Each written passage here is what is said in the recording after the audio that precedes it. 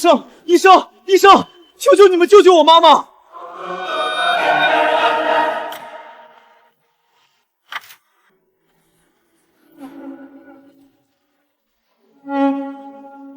医生，我妈的情况怎么样了？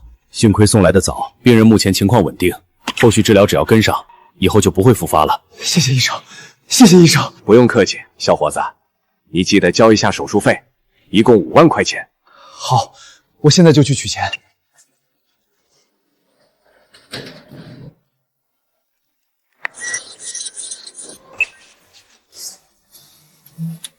怎么回事？我卡里的30万呢？怎么1毛都没了？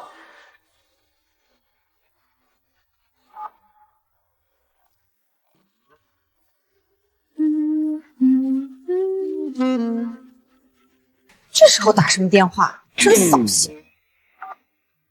亲爱的，怎么跟我打电话了？是不是想我了？丽丽，我银行卡里的30万呢？被我转走了，怎么了？那你赶紧转给我，我妈生病住院，还等着付医药费呢。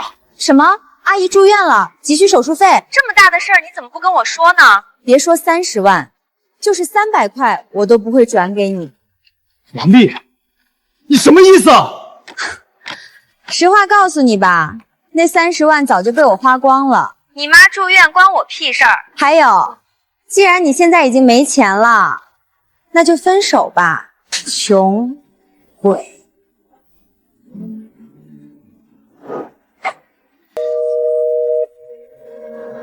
那30万早就被我花光了，你妈住院关我屁事。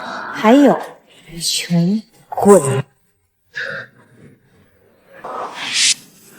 王丽，你给我等着！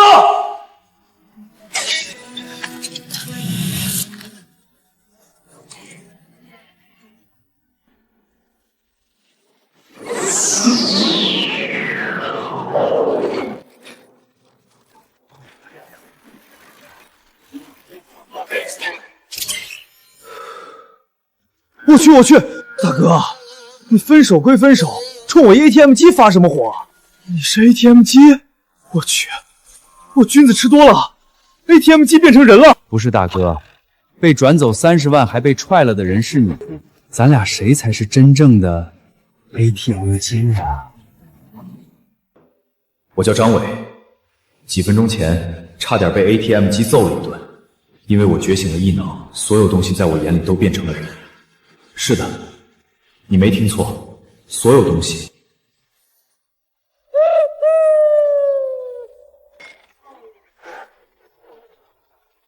爱护地球，你我他，垃圾分类靠大家。大爷，我要丢垃圾，拿来吧你。怎么还不走？小伙子，你属于不可回收的垃圾，我这儿可不收。这些东西还能跟我说话互动，如果不是只有我能看见，那就太离谱了。张先生，您母亲的医药费还欠5万元，麻烦您下班之前交清一下。好的，我知道了。我的钱都被王丽那个贱人卷走了，身上加一起才1000出头，上哪儿去弄5万块钱医药费啊？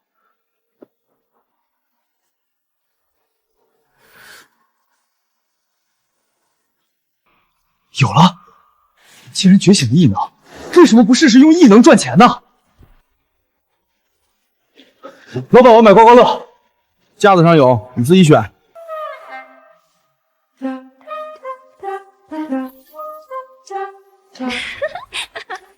就这，老板，给我换一批。嘿，你买个刮刮乐屁事儿还挺多，爱买不买，没空陪你折腾。那如果我买1000块钱的呢？我去，土豪，你早说呀！1000块钱的刮刮乐是吧？我都给你拿出来，你慢慢选。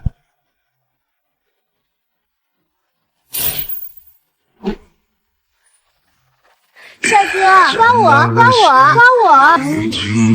这个大，就这个了。这哥们儿说的是刮刮乐吗？他最好是。老板，这张，还有这张，我全都要了。哥们儿，一看你就不会玩。以我多年的经验来看，要买就直接买一本儿，像你这样一张张的挑，准亏。没关系，我觉得我不会亏。行，反正是你自己的钱，你爱怎么花怎么花。喏，拿去刮吧。运气不错啊，开门红，居然中了200。这张就只有10块了，你看新手福利没了吧？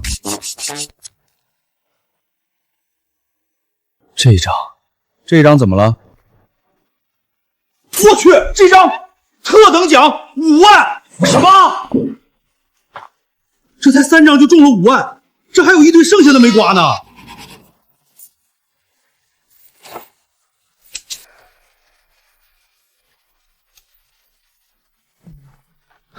没了，一共是多少钱？107万80。我玩了30多年刮刮乐，头一次见还能这么玩的。大神，你传授一下经验吧。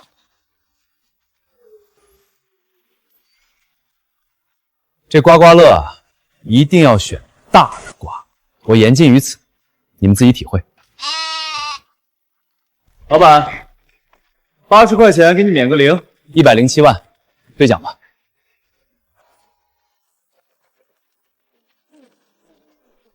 今日上午，市民张先生在二华路彩票店中奖107万，恭喜张先生成为100万富翁。妈，你快看，这不是我姐那个傻狗男朋友张伟吗？他居然中了100万！还真是那个傻狗，太好了，丽丽，咱们有100万了。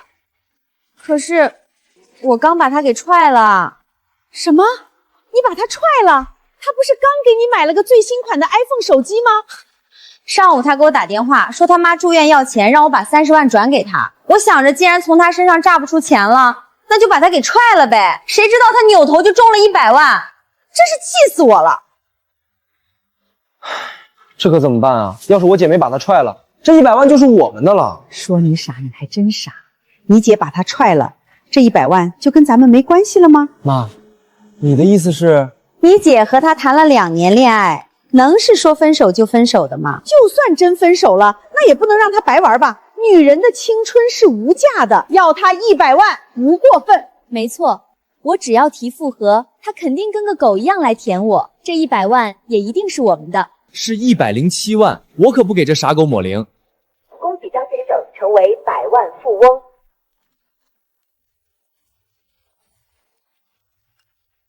爽！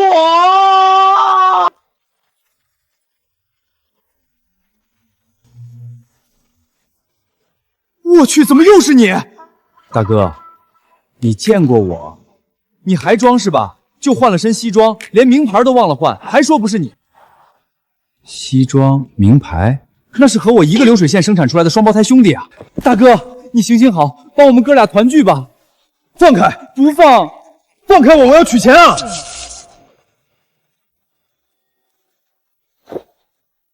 您好，尊敬的客户张先生，全自动 ATM 机为您服务。我去，还能这么玩？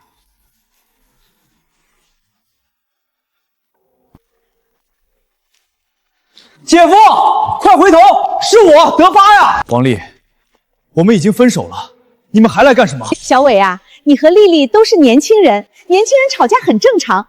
我做主了，你和丽丽复合，以后好好生活。亲爱的，阿姨生病住院，你白天又要上班，我们复合以后，我就可以过来照顾阿姨了。老娘才不伺候呢，等把你的钱骗到手，谁还搭理你？王丽，你真的想跟我复合？当然想复合。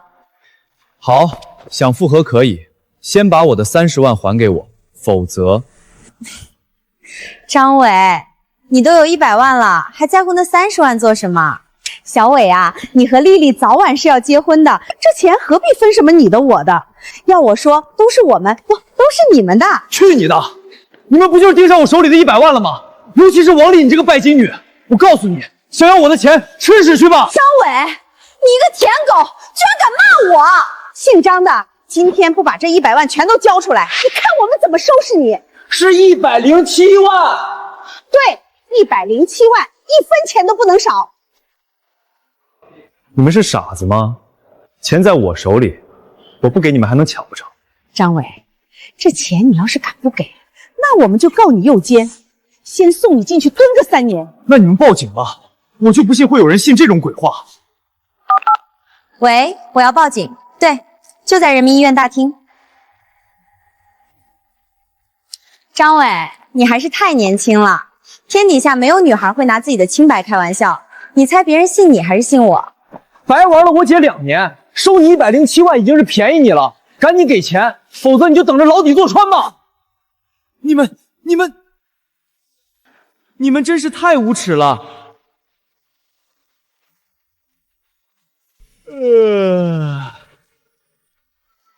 这也太不要脸了！2年107万，镶金片也没这么贵吧？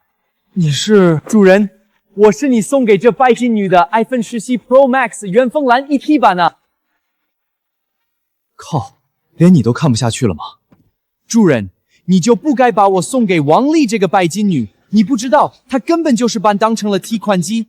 她和你谈恋爱的这2年里，其实早就已经出轨了。她手机里不仅有和那些男人的宾馆记录，还有偷偷转走你30万的证据。他嘀咕什么呢？也就是说，如果能拿到这些证据，那王丽不仅诬陷不了我，我还能反过来收拾她。是的，主人，很好。你既然叫我主人，那就把这些证据都发到我手机上。对不起，主人，我只是 iPhone 17 Pro Max 原锋蓝 1T 版，虽然我也看不下去，但我没法主动把证据发给你。张伟，你唧唧歪歪嘀咕什么呢？要么给钱，要么坐牢，你看着办。完了，王丽这一招太狠毒了。如果我没法证明自己的清白，那我就要坐牢。如果我不想坐牢，那就得拿到证据。可是手机又没法主动把证据发给我。放开我，我要取钱啊！您好，尊敬的客户张先生，全自动 ATM 机为您服务。手机和 ATM 机都是机器，我可以和它们交流。但是如果想使用它们，就需要明确的功能用语。我想到了。嘿 Siri。好的，打开文件传输。正在传输。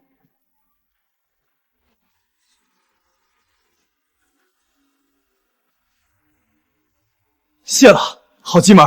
姓张的，别在这儿装疯卖傻，这钱你们1毛都拿不走，偷我的30万也得还给我。而且，你们全家都等着坐牢吧！哟呵，还挺狂。真是不见棺材不落泪，保安马上就到，你就等着哭吧。是谁报的警？是谁报的警？同志，是我要告这个张伟违背妇女意愿，而且还对我暴力。王小姐，请问你和这位张先生是什么关系？我是他前女友。明白了，王小姐，你确定你说的情况属实吗？同志，我女儿难道还能拿自己的清白开玩笑吗？哼，她一个烂裤裆，哪来的清白？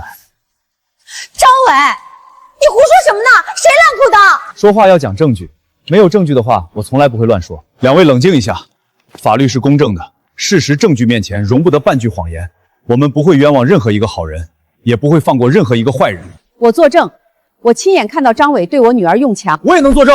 张先生，你这边呢？同志，我不会像某些人张嘴就污蔑人清白，闭嘴就要让人坐牢。我这里有一份完整的证据，不仅能证明我的清白，而且我还要告这一家王八蛋，就你。同志，你看吧，这是王丽这2年和别人的开房记录，还有她伙同家人偷走我30万，并且合谋诬陷我的证据。什么证据？你哪来的证据？还有这条语音。你姐和他谈了2年恋爱，能是说分手就分手的吗？就算真分手了，那也不能让他白玩吧？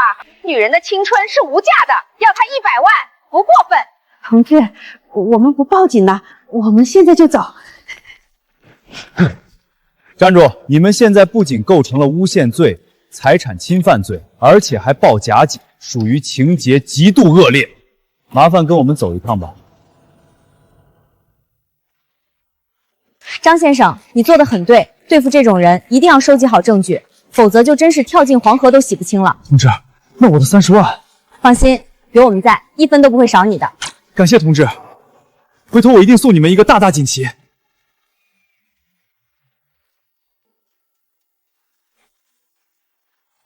这是收据，请收好。谢谢，多亏了我觉醒的异能，不仅我妈的医药费付齐了，还狠狠收拾了王丽一家子吸血鬼。下一步就是升职 CEO， 迎娶白富美。呜呼！起飞！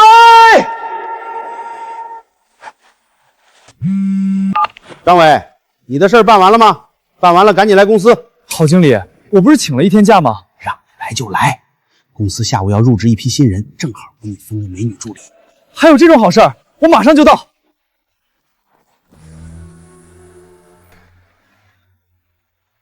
乖女儿，你这次呢，就先以实习生的身份，在爸的拍卖行上班，一来能发掘人才，二来也能抓出公司的蛀虫。老爸，要是有人欺负我呢？我都打过招呼了，有事你直接找小马就行，他是帝豪拍卖行的董事长，不会让你受委屈的。那要是我谈恋爱了呢？除非是门当户对的英年才俊，否则你想都别想。乖乖等着爸给你安排联姻吧。老古板。行了，停车吧。既然是新人入职，我可不想太高调，我自己走着过去。小李，停车。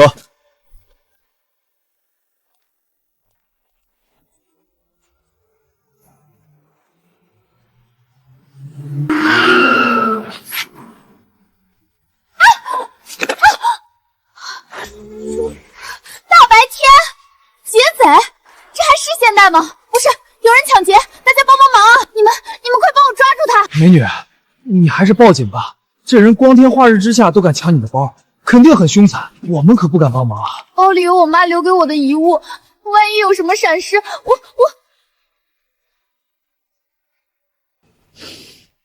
别怕，我帮你把包抢回来。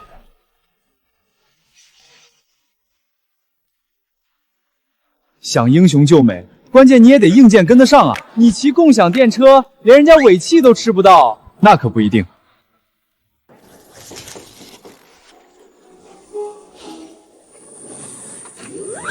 哥们儿，靠你了！记得告诉我一个流水线出来的兄弟姐妹，我车大，不是孬种。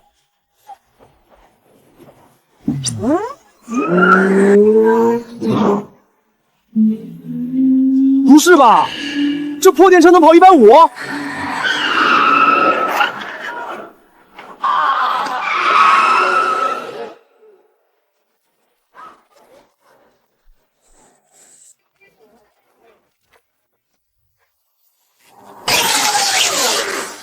兄弟，我为了帮你，电池燃尽了，电机也过载报废了，你可一定要记住我的功劳啊！好兄弟，你是这个，我回头一定叫人把你修好。美女，你来的正好，喏，你的包。谢谢，真是太谢谢你了。不好意思，我忘记带现金了，要不我加你个微信，给你发个红包感谢一下吧。我不是为了钱才帮你的，而且我上班马上迟到了，先走了。又不要钱，连微信也不加，真是个奇怪的人。算了，以后再想办法感谢他吧。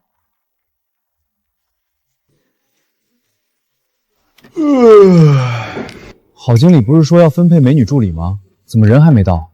好扒皮的话你也信？真有美女能轮到咱们？他就是骗你回来干活的。呸！王八蛋！是他！小冯啊，这就是咱们业务部的所有同事了。要我说，既然是做助理，那肯定得找个经验丰富的前辈身边学习。我呢，正好也缺一个助理。不是吧？这么巧？原来他是这里的员工。小冯啊，你考虑的怎么样？我就跟着这位前辈学习好了。小冯，你确定要给张伟当助理？他才工作2年，经验不足啊。没关系，反正我也是新人，一起进步就是了。张伟，以后小冯就跟着你了。是，郝经理。我去，张伟你走狗屎运了！这么漂亮的美女给你当助理，杀了我吧！羡慕嫉妒恨啊！低调，低调。以后我就坐你旁边的工位，请多多指教。好说好说。妈的，冯若萱那么漂亮的美女，居然选了张伟这个屌叟！要是不给他点小鞋穿，老子就不叫好人！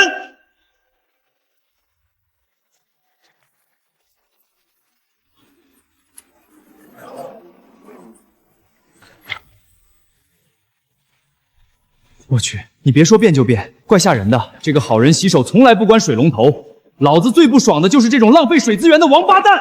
至于吗？张伟，我跟你讲。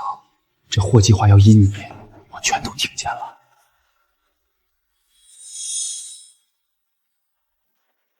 咱们帝豪拍卖公司是市里最大的拍卖行，像我们这种基层业务员，主要的工作就是联络各大卖家和收藏家，邀请对方送拍。那对拍品有要求吗？这就要看分给我们的任务了。一般来说，我们俩这个等级的业务员接触的都是50万以下的藏品。再往上的，我们一是级别不够，二是人微言轻，也不可能谈得成合作。明白了，张伟，你说的很清晰，只做业务员实在是太屈才了。要我说，起码也得做经理才行。经理没意思，我的追求是升职总裁，迎娶白富美。迎娶白富美不好说，但如果你努力的话，总裁应该不是问题。小冯，你说的好像你能一句话就让我做 CEO 似的。实习生的身份确实好用，这才第1天就发现了张伟这样靠谱的人才。张伟、冯若楠，郝经理让你们去一趟办公室，他有任务交给你们。知道了，我们现在就过去。张伟，别说我不给机会，只要能恢复合作，你们每个人奖金最少到手10万。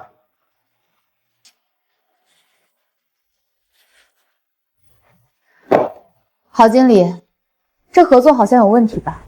哪有什么问题？本来帝豪和藏家已经谈好了合作，对方也愿意把东西拿来送拍，结果前几天人车祸人走了，这合作也就停了嘛。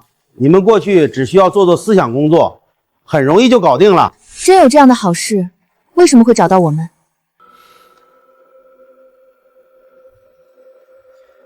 别说了，郝经理，这任务我们接了。好，那就这样定了。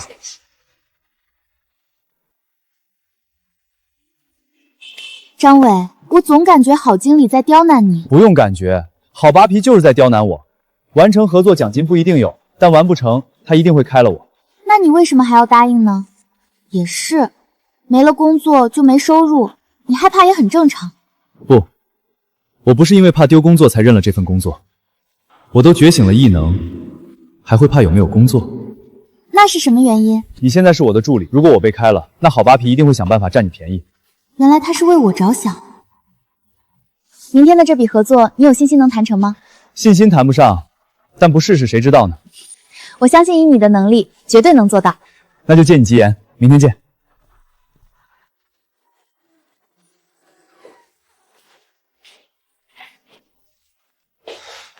唉，上了1天班，到了出租屋里连口热饭都吃不上，还得一个人收拾做家务。要是有人帮我干活就好了。有了，1、2、3。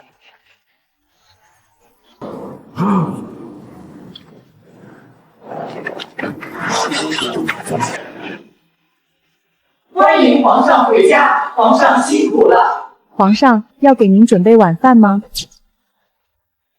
既然知道皇上很辛苦，那你们该做什么就不用我说了吧。皇上，我来。皇上，脱鞋。皇上，您还满意吗？勉勉强强吧。就是你们都变成了人，我这连个坐的地方都没有，是不是有点太磕碜了？沙发，说你呢，傻站着干啥？赶紧变回去。知道了。皇上，这个力度您还满意吗？力度还行，就是嘴巴有点渴。皇上，您喝水。朕很满意。皇上，您满意就行。爱卿们啊，朕这享受是享受了，但这第5天没脱了，这衣服也2天没洗了，就连一口热乎饭都吃不上，是不是有点不妥啊？皇上的事儿就是我们的事儿，很有精神。以后你就是太监总管，家里的事儿全都交给你了。扎。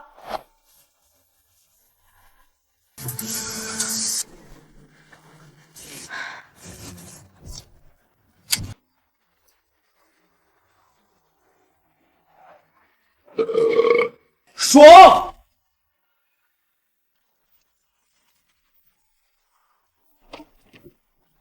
行了，这辆车的连屏、电机全都搞定了。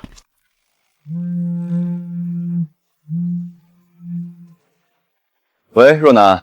张伟，你在哪儿呢？别忘了今天的合作。知道了，我马上就到。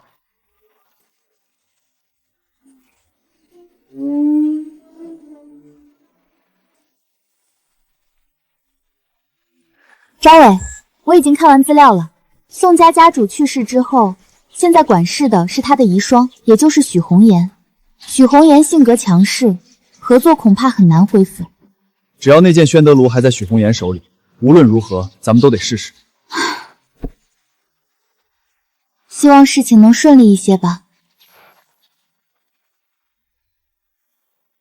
许夫人您好，我是帝豪拍卖行的业务员张伟。前段时间您先生和我们谈过一笔合作，我们这次来是想……我知道你们的目的，我就是要把那个明代宣德炉拿到你们帝豪送拍。我可以告诉你们，不可能。许夫人，这次的合作是您先生去世前和我们约定好。他是他，我是我，我对你们帝豪并不信任。来人，送客。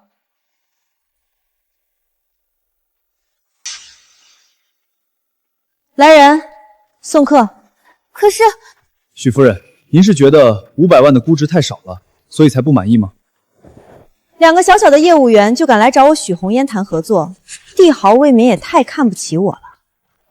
夫人，丰宝阁的白大师到了，我这就过去，让这2个人赶紧离开。是，夫人。夫人，您的这件明代宣德炉，经过我们鉴定，无论是保存完整度还是成色，都是上上之选，估值最少也得800万。我毕竟不懂古董，若不是白大师好心帮我鉴定，我还真以为这宣德炉只值500万呢。夫人过奖了，我和宋先生生前乃是好友，自然不能看着您被某些别有用心之人忽悠。多谢白大师，家中除了宣德炉以外，还有上百件古董字画，以后得劳烦白大师多多帮忙了。好说好说。那这件宣德炉，白大师建议怎么处理？我建议您继续持有，毕竟古董这些东西，时间越久越值钱。今年值800万，明年就有可能是1000万。那这件宣德炉我就先收起来了。你们怎么还没离开？许夫人，若是我没看错的话，这件宣德炉恐怕有大问题，别说1000万了，就是1000块都不值。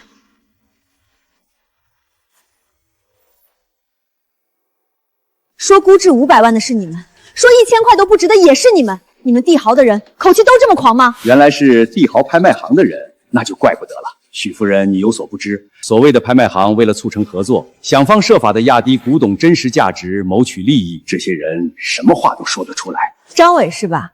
你听好了，我丈夫生前留下的这件宣德炉，绝对不会交给你们帝豪拍卖行。现在，立马滚出去！许夫人，我们张伟，若楠，我不是故意要找事儿，而是这件明代宣德炉真的有大问题。你的意思是，这件明代宣德炉是假货，是赝品？小子，饭可以乱吃，话可不能乱说，小心祸从口入。张伟，你难道还懂鉴宝？我虽然不懂鉴宝，可这宣德炉在我眼里能变成了人，它就是一件假货。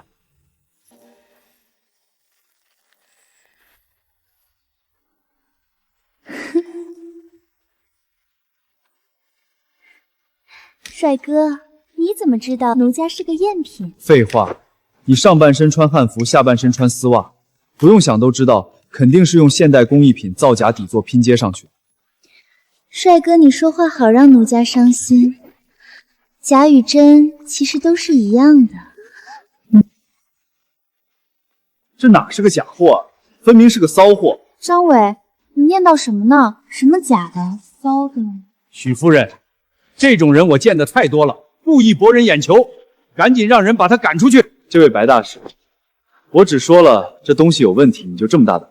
该不会是你做贼心虚吧？胡说八道！我白海冰好歹也是有头有脸的鉴宝师，怎会干这等自毁前途之事？不好，不能让这小子再说下去了，否则这宣达炉被我调换成赝品的事一定会出问题。这件宣德炉之前是不是真的我不知道，但现在它就是假的，而且半真半假，用了现代的东西拼了个底座上去，所以才能以假乱真。我听我爸说过，古董这一行水很深，造假手段层出不穷。如果是半真半假，的确很难看出问题。白大师，这……夫人，看样子你是信不过我白某人。既然如此，那你便找别的鉴定师，按照这小子的说法鉴定一下是真是假。白某人可不敢担不起这以假乱真、贪墨珍品的名头。白大师，你误会了，你和我丈夫生前是至交好友，我肯定不会怀疑你的人品。小子，就算你能看出问题，又能怎样？许红颜根本就不会相信，这就叫以退为进。小子，我也不难为你，给我道个歉，这事儿就这么算了。我只有一句话，这宣德炉一文不值，因为假的真不了，真的假不了。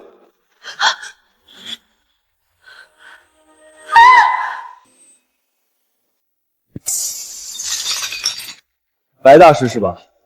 瞪大你的狗眼看清楚，这宣德炉究竟是真是假？这底座上的胶水都还没干呢。这宣德炉明明是真的，怎么会变成假的？白海冰，你必须要给我一个交代。这宣德炉它就是真的啊，至于怎么变成假的，我也不清楚。真的假不了，假的真不了。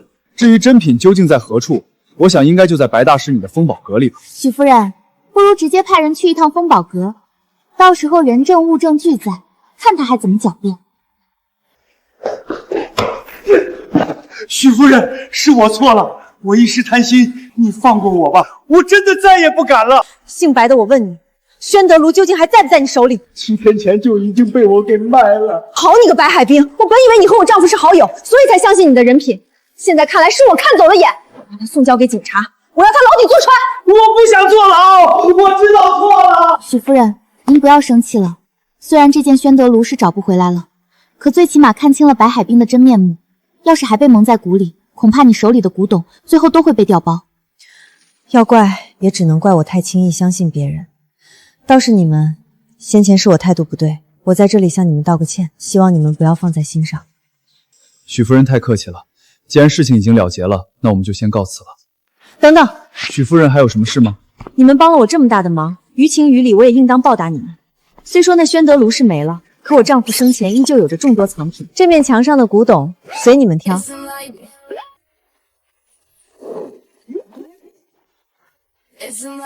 帅哥，选我选我！都别吵吵，我自己挑。张伟，这一件怎么样？不太合适。实不相瞒，你这一面墙的古董我都没看上。不过什么？不过我倒是很好奇，为什么这件宝贝会放在这里呢？他们当小女子是现代工艺品，随意丢弃在这墙角落灰。先生，你真愿意带小女子走吗？放心吧，我不会让你明珠蒙尘。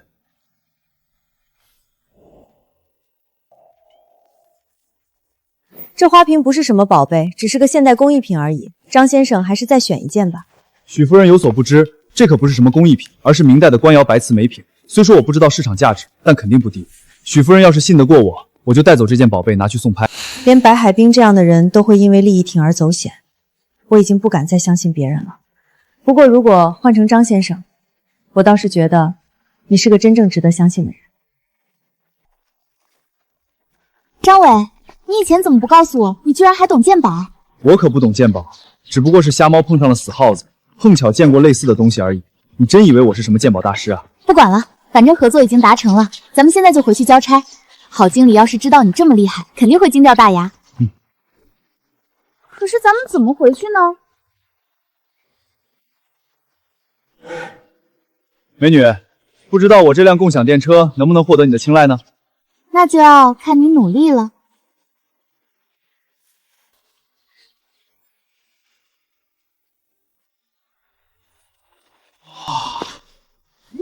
张伟，你这茶叶好香，肯定很贵吧？好东西就要给大家分享。今天我心情好，等会儿大家一人分一点。谢谢张哥。人品端正，工作经验丰富，而且还乐于分享。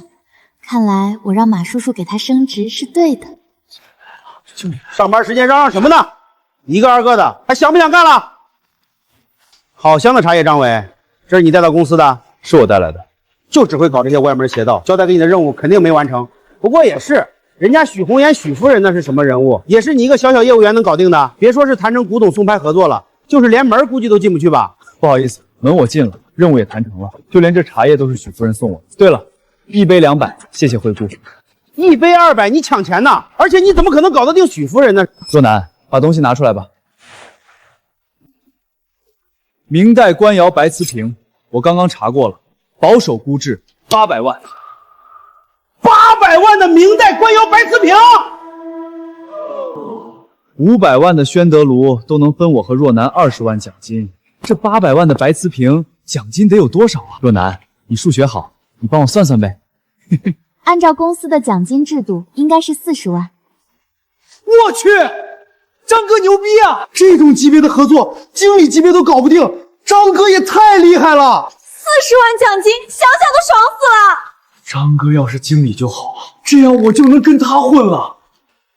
都他妈给老子闭嘴！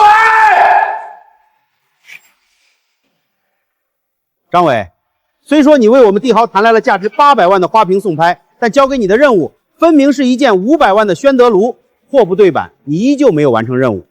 那我的40万奖金呢？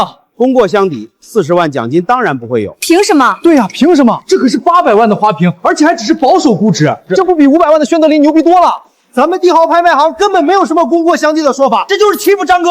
别说了，谁让人家是领导，领导觉得你不对，你无论做什么都是错的。谁让冯若楠这个大美女当了你的助理，再加上这40万奖金，老子就是要针对你一个小小的业务员。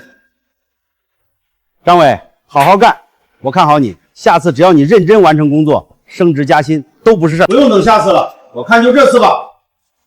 董事长来了，董事长好。马董事长，您平常那么忙，今天怎么有空来业务部了？让开。是，董事长，紧赶慢赶还是来晚了，希望大小姐可别太生气。你就是张伟吧？你放心，这40万奖金一分都不会少你的。是我和若楠的。哦，很好，年轻人果然志向远大。各位，今天的事儿你们也都看到了，张伟身为亿豪拍卖行的普通业务员，却出色完成了经理都难以做到的任务。鉴于他的业务能力优秀，我宣布张伟即刻起升为业务经理。董事长，那我呢？扣除你这个季度的所有奖金，好好反省去吧。别说这经理的独立办公室，还有这真皮的老板椅就是舒服。张经理，恭喜你距离升职总裁、迎娶白富美目标更进一步。若楠，你还是叫我名字吧，咱俩这关系叫经理怪怪的。有了异能以后，升不升职无所谓。至于白富美，哪比得上若楠更漂亮、更知心？哼，这还差不多。对了，今天下班以后你有什么打算吗？打算出租屋睡觉，反正我又没别的事。你都升职做经理了，就不想着改变自己的生活吗？没听懂，怎么个改变法？人靠衣装，马靠鞍。下班以后，我带你去买一身西装，就当是你升职做经理的礼物。哪多不好意思啊，还让你破费。就这么说定了，下班后记得等我。遵命，冯大美女。刚刚若楠问我下班有什么打算，该不会是想让我请她约会吃饭吧？马叔叔，你为什么不把好扒皮这样的人开除？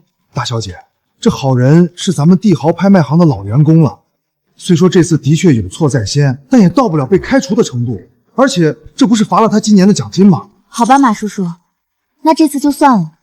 如果他下次还针对张伟，那就别怪我不客气了。大小姐，您是不是太关心这个张伟了？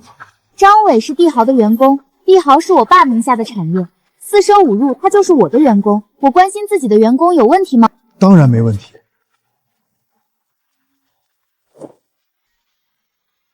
马叔叔，你不会把今天的事告诉我爸吧？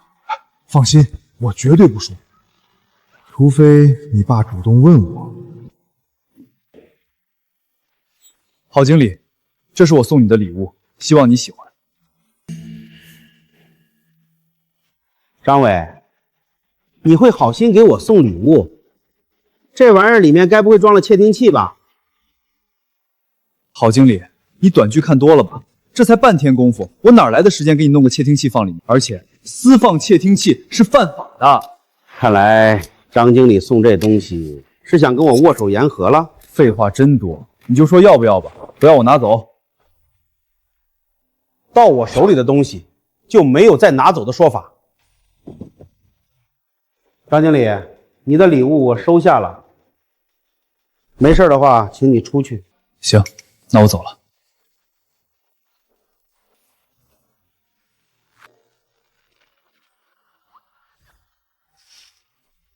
铁子，靠你了，帮我盯住好扒皮。老铁放心，我一定往死里盯着这傻叉。我去，这不是恒荣吗？天海市最高档的奢侈品商场。冯若楠说带我逛的商场居然是这里。张伟，这里。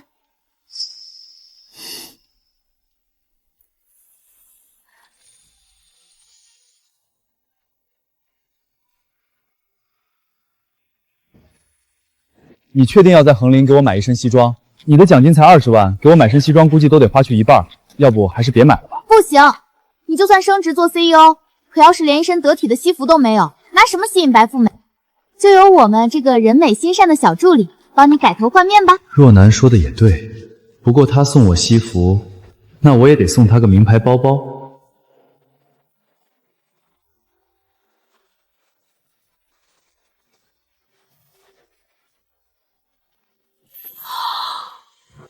我的天，张伟，你以前都是怎么过的？没有人告诉你，你长得简直帅炸了吗？啊？我和帅这个字沾边吗？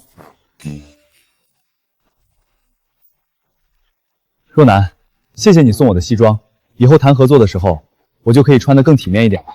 一套西装而已，你之前的女朋友没给你买过吗？她和我谈了3年恋爱，其中2年半都在出轨，不仅把我当成取款机，就连嘴都不让我亲。这种女人确实恶心，不过她以后肯定会后悔的，因为她再也找不到像你这样优秀的男人了。不提她了，她还欠我30万没还呢。跟我走吧。你想带我去哪儿？该不会是去你家吧？去我家干什么？你送了我一身衣服，我当然要送你个包包当做回礼啊。哦，知道了。若男怎么看着很失望的样子？难道……那个若男啊，如果我带你去我家，你会不会……不好意思，你今天没机会了。啊？这款香奈儿的肩包是现在最流行的款式，是顶级大师用澳洲小牛皮花费3个月制作完成的，现在有优惠，只需要11万。这些奢侈品店赚钱也太容易了，一个包包都要11万，要不是我现在也算是百万富翁了，不然还真买不起。若男，要不就这个包包吧？有点太贵了，换个别的吧。刚刚那个5万的就还不错。这位先生，无论您给你女朋友买哪一款都是可以的。在售后和服务上，我们香奈儿都一视同仁，因为顾客就是上帝。就冲你这句话，这包包我买了。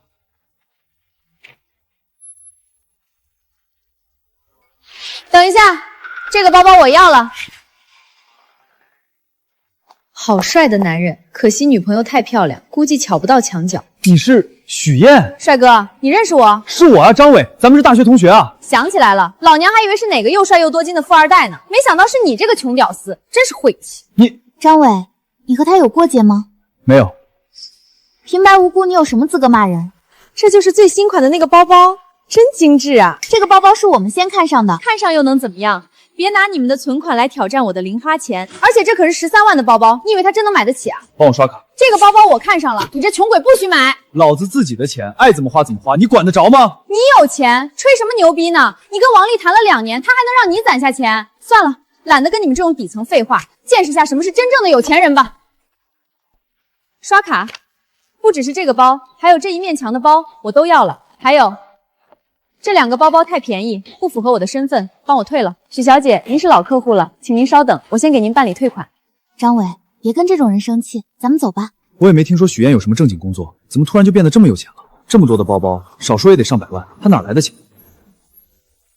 又是这个贱人，上次和我一个流水线出来的表姐，就是被他买走的。结果没过几天，他就过来退货，退就算了，退回来的还是个假货。姐妹们，绝对不能让他得逞。买真货，退假货，还能这么玩？等一等，这包是假的。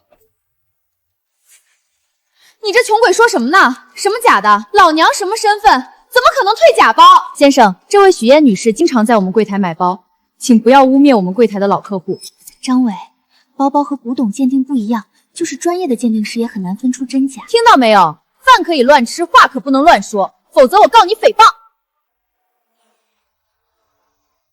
你这穷屌丝，你眼瞎了吧？敢说老娘是假包，信不信老娘把你眼珠子挖下来？假包都敢这么狂，都别看着，动手打他呀！姐妹们，不要放过他啊！别打我！别打我！许燕每次买了真包，就去拼夕夕买同款假包，假的拿去退款，真的挂到闲鱼，她都赚了几百万了。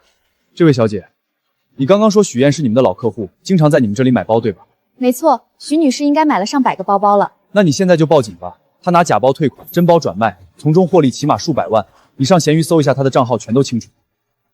什么闲鱼，什么真包假包，都胡说什么呢？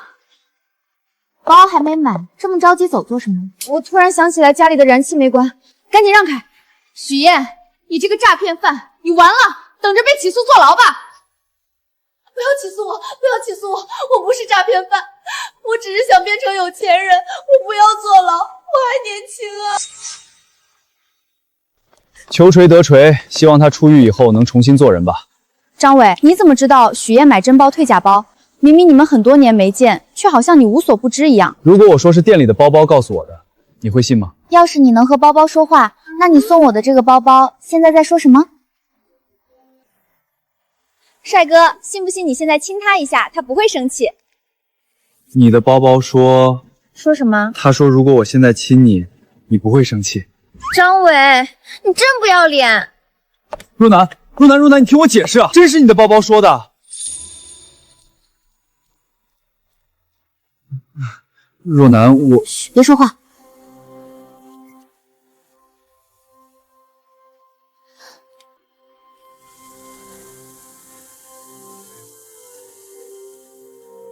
若楠的嘴唇还挺软。男人的嘴骗人的鬼，还包包会说话，这理由亏他想得出来。本小姐才不上他的当。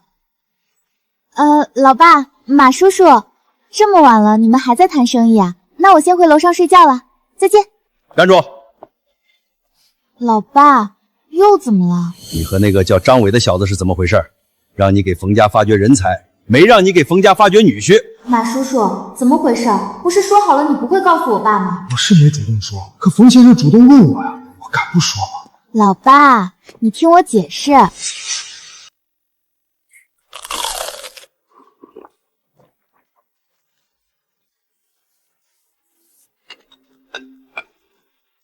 张伟是吧？配出所的。你前女友王丽一家已经认错了。明天你来一趟签个字，那30万就能打到你卡里了。我去，效率这么快，感谢同志，明天一定给你们送个大大的锦旗。谢谢同志，谢谢同志，为人民服务。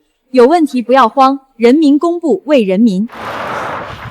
妈的，那小子是什么情况？那30万你已经还给他了？别提了，老娘都快郁闷死了。这钱是直接从我账户里划走的，我现在身上1分都没了。还好有陈少你，不然人家都不知道怎么办了。蠢货，要不是你长得漂亮，身上还有点钱，老子才懒得搭理你。现在既然你连钱都没了，回头玩你几次就把你踹了。宝贝儿，就没点别的好消息了吗？陈少，我怀了你的孩子，这算不算好消息？你怀了我的孩子？我才玩了你几次，不可能，绝对不可能！陈少，最近这几个月我就只有你一个男人，这孩子不是你的，难道还能是张伟那个舔狗的吗？陈少，你该不会不想负责吧？宝贝儿，你误会我了，我当然会负责。只不过我突然想到了一个对付张伟的办法，既能替你出气，还能把他手里的钱都弄到手。什么办法？很简单，从现在开始，你就一口咬死这个孩子就是张伟的。今天周末，若楠你在做什么呢？怎么一直不接电话？难不成是遇到什么事了？老同学，是我啊，少杰。你有什么事儿吗？也没啥事儿，这不是正好想起来咱们同学很多年没见面了，想约出来一起见个面。算了吧，我还是不去了。别啊，其他同学都答应了，就差你一个，你不会不给大家面子吧？好吧，发地址，我现在就过去。行，不见不散。张伟，好久不见啊！听说你和王丽分手了，真的假的？天涯何处无芳草，只要有钱，什么样的女人都能找得到。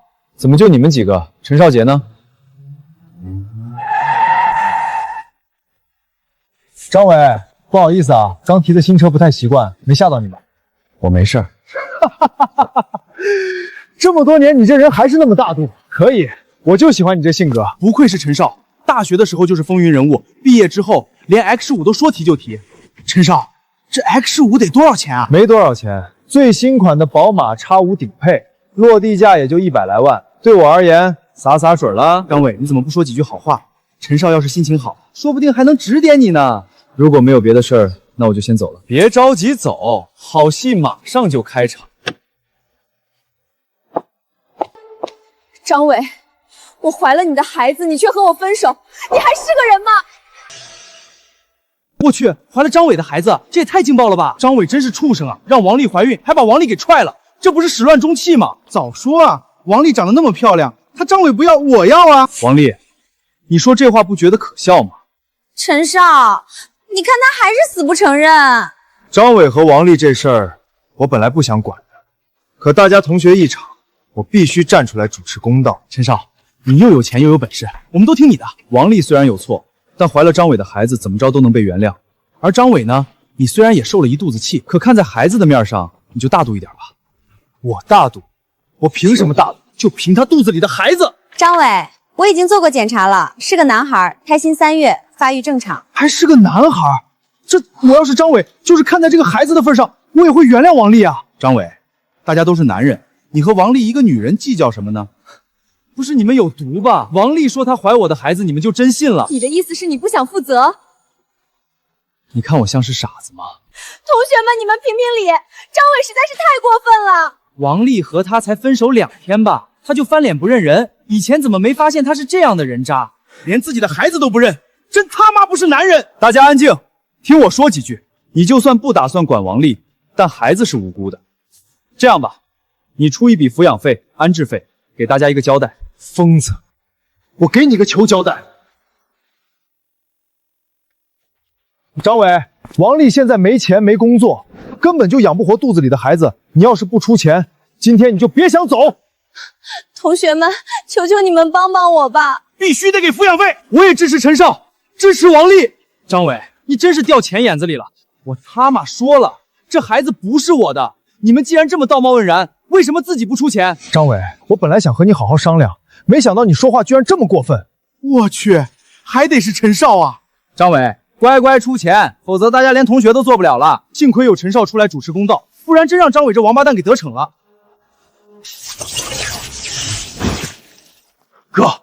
哥，你想不想收拾陈少杰这王八蛋？你是陈少杰的车，你会好心帮我？哥，你不知道，陈少杰根本就不是我的主人，我是他租来的。他直接把 GPS 拆了，连租车费都不愿意出，而且他还和王丽在车上那啥，简直是不把车当车用啊！什么？那王丽肚子里的孩子是怎么回事？王丽是怀了孕，但孩子不是你的，是陈少杰的。陈少杰想骗你的钱，所以伙同王丽过来坑你。好啊，原来这对狗男女跟我唱双簧呢。可是我就算知道，这也没办法收拾陈少杰啊，他又没犯法。哥，你别急，你帮我给我主人打个电话，我主人手底下一帮子人，非把陈少杰打成傻狗不成。张伟，盯着本少的宝马车看什么呢？别他妈装傻！老子知道你身上现在最少有130万，100万拿来给孩子买房，30万留着给孩子当彩礼，你就说给不给吧？给，我当然给。不过我得先给银行打个电话，不然这么多钱我一次也转不完不是？算你识相，赶紧打吧。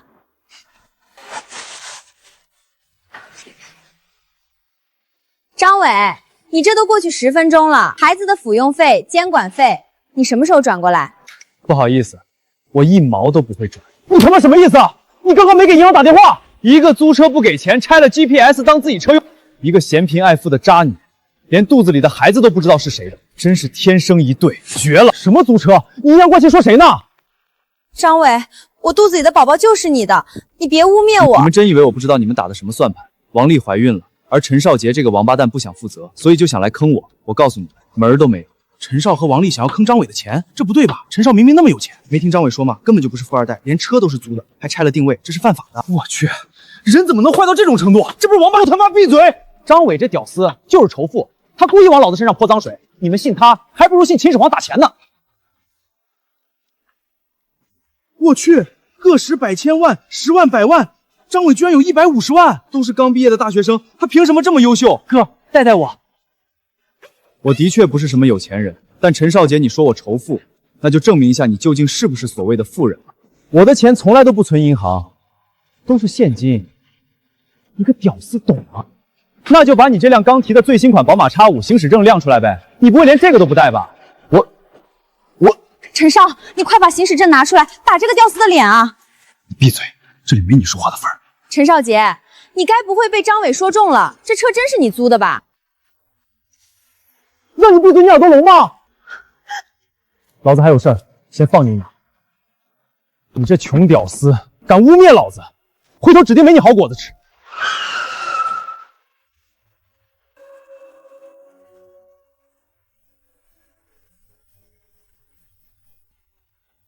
你这个瘪三，租了老子的车不给钱，还他妈出来泡妞装阔，给老子打！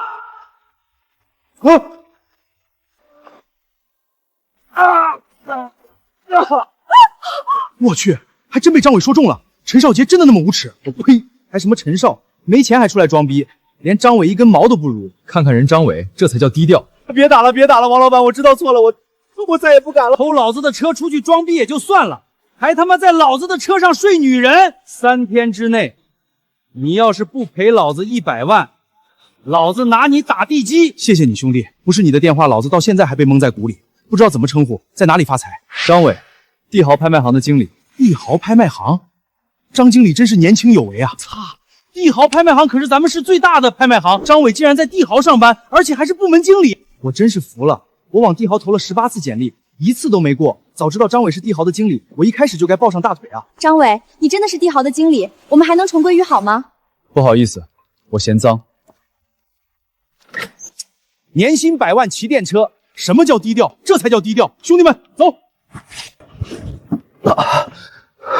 我现在连个工作都没有，根本养不活自己。陈少杰虽然不是富二代，但好歹还能挣点钱。陈少杰，我肚子里的孩子可是你的，你必须得养我。差点忘了说了，王丽出轨的男人多了去了，她肚子里的孩子是谁的还不好说。阿伟，靠，老子自己都完蛋了，你肚子里的孩子谁爱养谁养，老子才不当这个冤大头。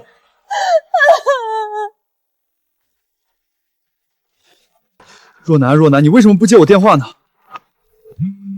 这小子打了10来次电话，还真是锲而不舍。女儿啊，你确定不接吗？不接。很好，不愧是我冯万军的女儿，就是沉得住气。冯先生，这是关于张伟的所有资料。张伟今年27岁，农村人，父亲从小去世，母亲种地将其拉扯大，靠着自己努力考上了天海大学，倒也没有我想的那么不堪。我说了，张伟一直很努力，他比很多人都要聪明善良。那可不见得。你知不知道他之前谈了个女朋友，2年时间被人耍得团团转，不仅碰都没碰对方，连钱都被对方卷跑了。这样的人谈何聪明，谈何善良？难道这不是恰恰证明张伟的人品优秀吗？如果是那些所谓的花花公子，知道我是冯家大小姐，恐怕早就想着怎么侵吞冯家的财产。冯先生，大小姐说的好像有点道理啊。我冯万军纵横上海多年，轮得到他一个黄毛丫头给我讲大道理？我那些老朋友的儿子，个个能力出彩，人品端正，而且门当户对，哪个不比这张伟强？爸，我不想和我不喜欢的人在一起。可据我所知，你和张伟这小子还没确定关系呢，怎么现在就要跟我唱反调了不成？爸，你说吧，你究竟想怎样？我可以给张伟一个机会，但前提是他得通过我的考验，让我看到他能力，并且小马也罢，你们所有人都不能给他任何帮助。我同意。那就接电话吧。真是女大不中留啊。若楠，你今天很忙吗？到现在才接我电话？家里有点事，所以才没时间接电话。你呢？那30万拿回来了吗？放心吧，已经拿回来了。那就好。对了，我听说过几天公司可能会有业务考核，你刚升职做经理，一定要把握好机会。放心吧，我会抓住机会的。对了，今天晚上有时间吗？我想约你吃个饭，顺便看电影。只看电影吗？是不是少了一个环节？什么环节？看完电影以后，你不应该邀请我去你家坐坐，说你家的猫会后空翻吗？啊？可是我家里没养猫啊。笨蛋！我这算是被拒绝了吗？要不我以后也养个猫？但是这猫又不是我家里的那些电器，不一定会听我的话呀。长得倒是一表人才，就是不知道能力怎么样。老爸，你究竟想怎么考验张伟？等你去了公司就知道了。张伟已经很不容易了，如果你不以刁难他，我就……你就什么？要跟他私奔吗？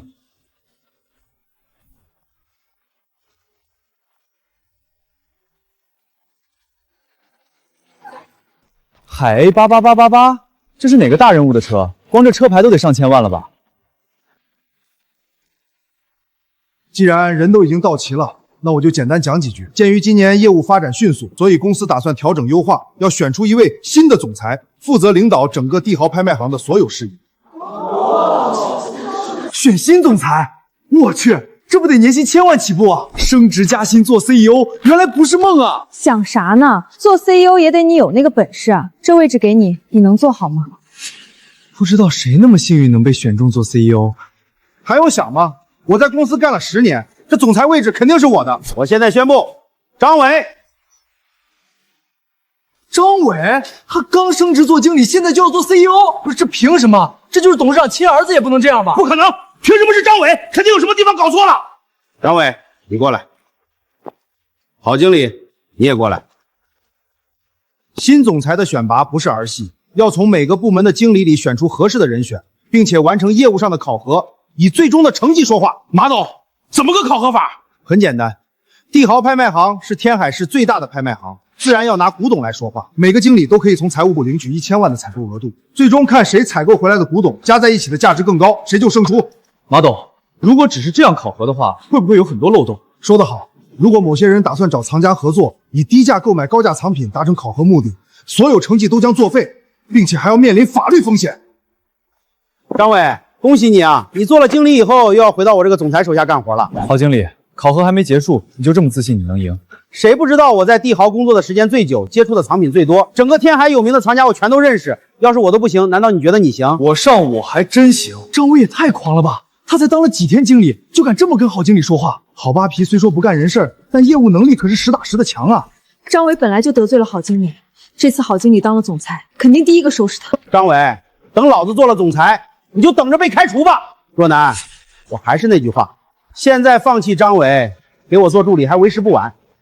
就凭你这句话，你就做不了总裁。你张伟就一个之前老子手底下的小喽啰，要不是运气好，怎么可能当上经理？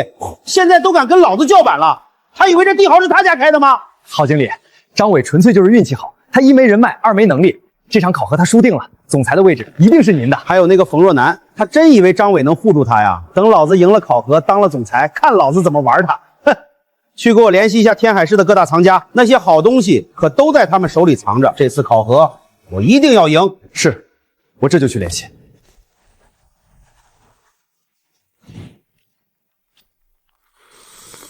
这玩意儿还是张伟那个瘪三送的，他以为能跟老子打好关系，真是可笑。老子从来就没瞧得起他。奇了个逼怪了，这几天咋回事？总感觉好像有一双眼睛在盯着我似的。该不会是碰上脏东西了吧？张伟，郝扒皮虽然人品低劣，但毕竟在天海市经营了10年，很多有名有姓的藏家他都认识。如果不另辟蹊径，你胜出的希望会很悄模。若楠，你说的对，人脉经营上我确实比不过郝扒皮。对不起，张伟，这一次我的确帮不到你，得靠你自己了。若楠，这事儿和你没关系，你只是我的助理，我怎么可能会要求你帮我完成考核？这不是难为人吗？你不懂，这次考核事关重大。不就是总裁吗？就是输了，以我的本事也一样能过得风生水起。不，张伟，你答应我只许赢不许输。我知道了，我一定会完成考核，成为总裁。那你现在想到怎么赢了吗？山人自有妙计。碗丸街？张伟，你不是在开玩笑吧？这次考核让我们花1000万购买古董，最后计算所有古董的利润空间，说白了就是比谁赚得多。既然如此，当然捡漏赚得更多。可是寡丸街鱼龙混杂，9假1真，就是鉴宝大师都能打眼，别说赚钱了，你拿什么保证次次都是真品呢？实不相瞒，本人就是传说中万中无一的鉴宝天才，一双天眼看透天下古董真假。张伟，你正经点能死啊！若楠，你看，郝扒皮人脉丰富，又认识很多藏家，我想赢过他，除了来古玩街捡漏，难道还有更好的办法吗？好像也是。走过路过不要错过，个个都是真品，买到就是赚到，假一赔10了。假一赔10？张伟，这地摊上的东西难道都是真的不成？一看你就没来过这种地方，这地摊上的都是假的。我不信，都说了假一赔10，难道还能卖假货不成？老板，这个手串我要了，多少钱？美女，你可真是好眼光，这手串500一串。100？不是吧，美女，100砍价哪有你这么砍的？就100，不卖我走了。行，看你长得漂亮，100块钱卖给你。若楠，我还以为你是不食人间烟火的大小姐，没想到你还会砍价。我又不傻，100块钱就算是买到假货，假一赔10，我肯定不会亏的。那可不一定。我只要了1条。是1条啊，假一赔10，一共11条。美女，请收好。气死我了，张伟，这些古董商贩卖假货，难就没人管吗？古董真假全靠眼力，讲究一个买定离手，买到假货也只能自认倒霉。你或许不亏，但他们永远小赚。我感觉这地方都是假货，咱们想把1000万变成2000万，乃至于4、5千万，根本就是不可能的事儿。那可不一定。帅哥，我这摊上的可都是好东西，怎么有看中的了？没有，就随便看看。这小子看着也就刚毕业没几年，肯定是个肥羊。看来今天的饭钱就落在他身上了。尽管看，绝对不让你空手而归。你看这个商周青铜鼎怎么样？老乡，你好啊，你是商周的，别听这王八蛋瞎招呼，俺是上周嘞，刚从荷兰运过来嘞。知道了，一边玩去吧。张伟，这个青铜鼎怎么样？还能这样？看我的吧，这个东西怎么卖？帅哥好眼力，这是明朝成化年间的彩陶，上次有人给我出30万我都没卖，今天看你有缘，29万忍痛出给你。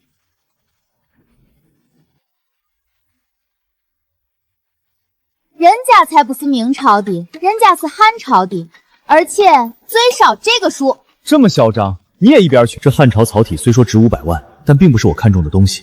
这小摊上还有更值钱的宝贝。怎么样？29万，这明朝草体就是你的了。心动不如行动，可千万别错过啊！一口价500，别人砍价用嘴，你砍价用刀啊！你就说卖不卖吧。帅哥，咱不带这么砍价的，我这可是29万的古董草陶啊，你就出500，好歹加一点吧。不卖是吧？那我走了。别，500就500，今天就当是交朋友了，500块钱卖给你，以后常来照顾朋友生意就行。这破玩意儿，我200块钱收的，500也有的赚。这个多少钱？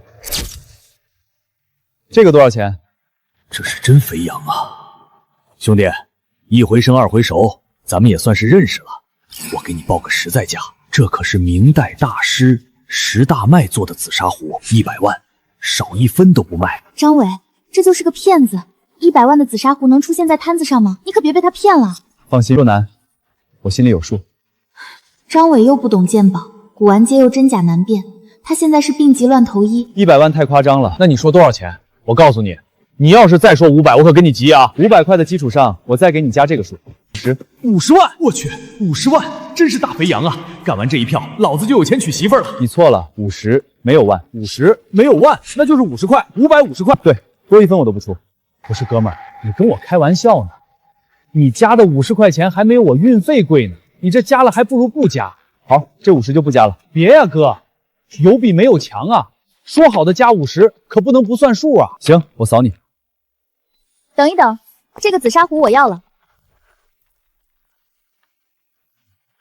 你是谁？这位可是号称一眼断真伪，抬手定乾坤，天眼鬼手大师唯一的传人柳如烟。没听过。一群井底之蛙，没听见柳姑娘的话吗？这紫砂壶她要，你们有多远滚多远！你想当舔狗就好好舔，别在这里乱叫。这紫砂壶我不卖。柳如烟可是天眼鬼手的唯一传人，要是我能把她哄好，唐家的家产以后都会交给我继承。妈的，你小子说谁舔狗呢？老板，我给你1万，这紫砂壶卖给我。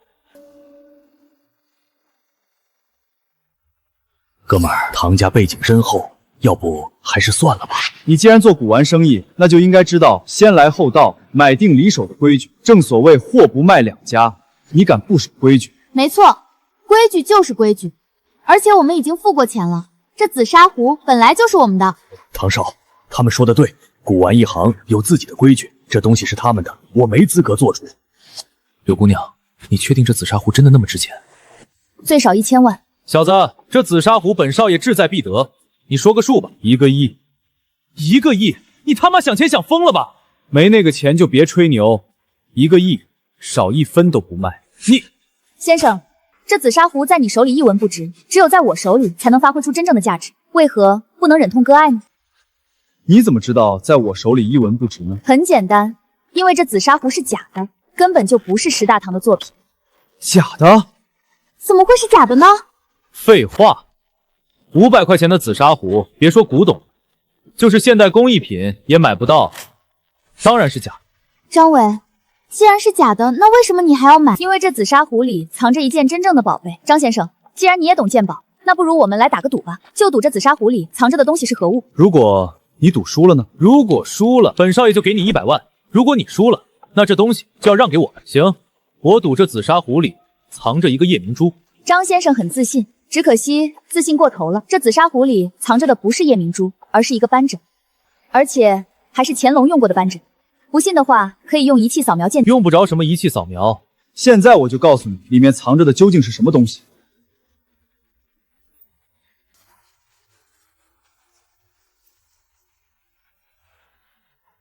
我去，还真是夜明珠，而且是紫金夜明珠，这玩意儿价值连城啊！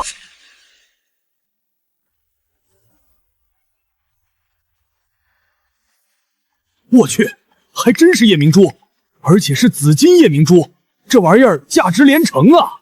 怎么会是夜明珠呢？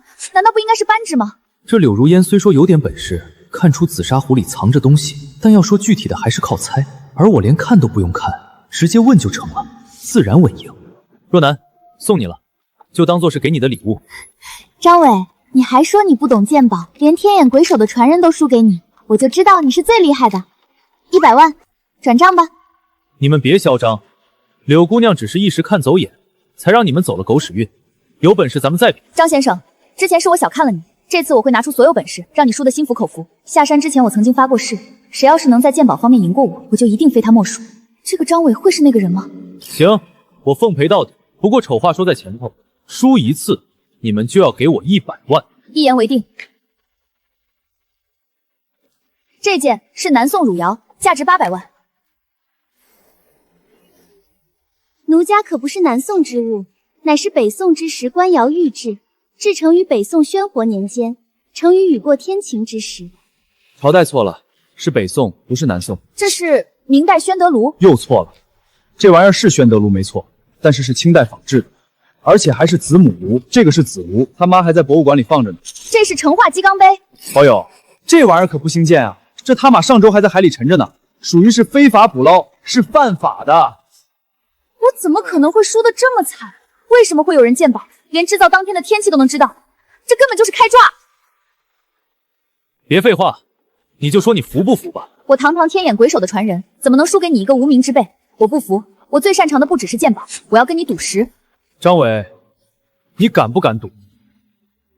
张伟，我觉得没必要跟他们赌，咱们的目的本来就是为了购买古剑，眼下1000万的额度已经花的差不多了，已经可以回去交差了。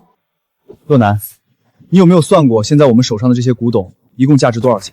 差不多5000多万吧。5000万，就算能赢过郝八平，也拉不开太大的差距。我要让他连跟在我屁股后面吃灰的资格都没有。古玩街里所有值钱的珍品都已经被我买了，剩下的都是一些不值钱的破烂。赌石的确是个不错的选择。赌就赌，一刀穷一刀富，一刀穿麻布。今天我就要让你们看看什么叫赌石之王。我去，唐少来了，给唐少让开位置，唐少来赌石了。张伟，看到没有？这就叫人脉，这就叫威望。少废话，赶紧开始，我赶时间。唐少，拜托你了，叫我文凯就行。柳姑娘，只要你喜欢，我什么都愿意做。把你们这儿的好石头全都给老子拿出来！张伟，这些石头看着都差不多，扔在地上都没人捡，能开出来好东西吗？鉴宝和赌石不同，常人一辈子能精通一种，足以号称大师，而我师承天眼鬼手，自然是样样精通。至于他，除非是真正的天才，否则根本不可能懂赌石。小子，你要是现在认输还来得及，别等输了才知道后悔。谁输谁赢，切了才知道。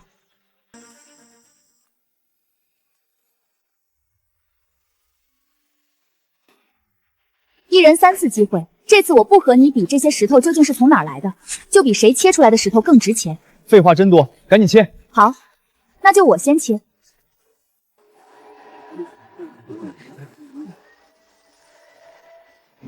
哇，我去，出绿了，而且还是水种。柳姑娘不愧是天眼鬼手的传人，真是神了。我他妈赌了一辈子石头，都没见过几次绿，人上来就出绿，真是人比人气死人啊！水种洋绿，这石头起码值100万。柳姑娘，100万，这块石头我要了。100万太少了，不信的话，你们继续看着就是。再切一刀。满床正阳绿，我去，这一刀下去，直接翻倍，200万了！神了，神了！张伟，这怎么办？我们肯定要输了。相信我，我们输不了。虽说我不懂赌石，但翡翠看绿我还是知道的。这块石头只是势头好，只要再往下多切一刀，立马就会打落原形。还在嘴硬，师傅，再切一刀，我要让他输得明明白白。等一等，柳姑娘，我劝你还是见好就收。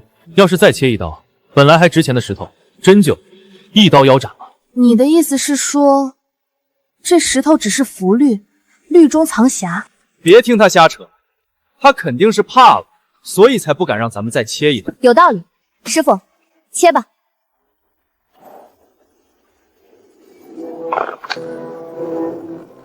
哦，完了，切垮了！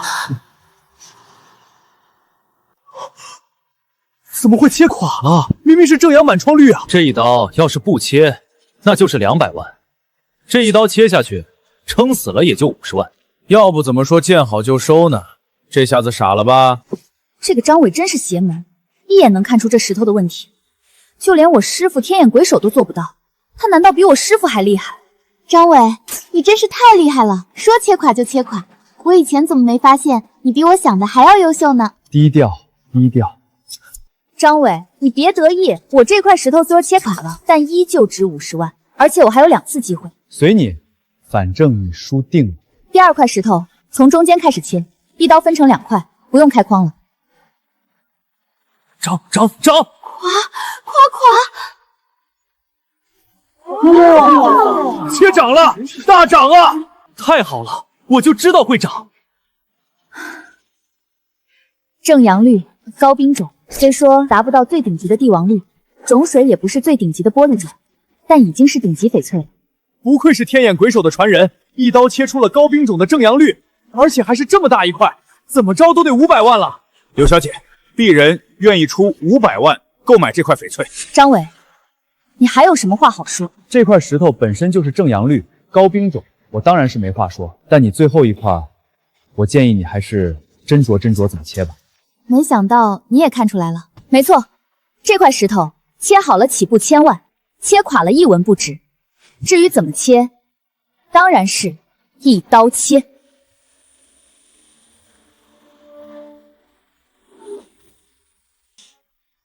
张伟，他这块石头很值钱吗？1000万起步，不过他这人太心急了，一刀切下去，这块石头将会1文不值。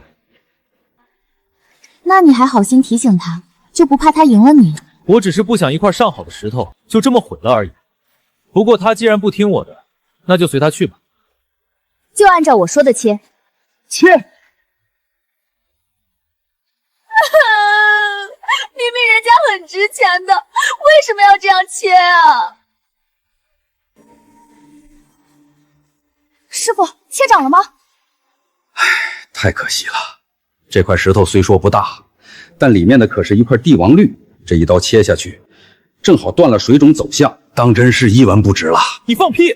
就算是切坏了，可这也是帝王绿，怎么就1文不值了？水种被切断的帝王绿，还不如最低的豆绿。翡翠这一行就是这样，一刀穷，一刀富，一刀穿麻布。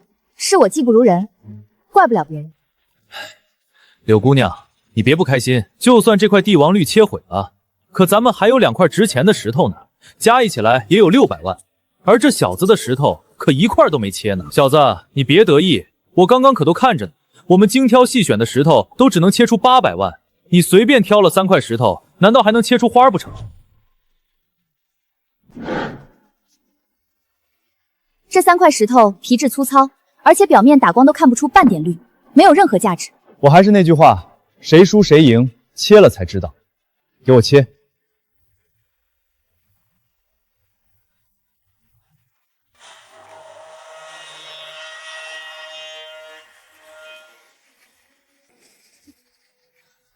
一定要切垮，一定要切垮！一定要切涨，一定要切涨！切垮了！老子就知道会切垮。张伟，看你还敢不敢嚣张？还以为这小子有多厉害呢，没想到就是个吹牛逼的。这石头就是个实心蛋，给我都不要，反正都是切垮，我上我也行。张伟，你别难过，这才第1块石头，咱们还有2次机会。我相信你一定能赢。若楠，你误会了，这才哪到哪呢。师傅，再切一刀，这一刀要狠吃，一刀见底。好，就按照你说的切。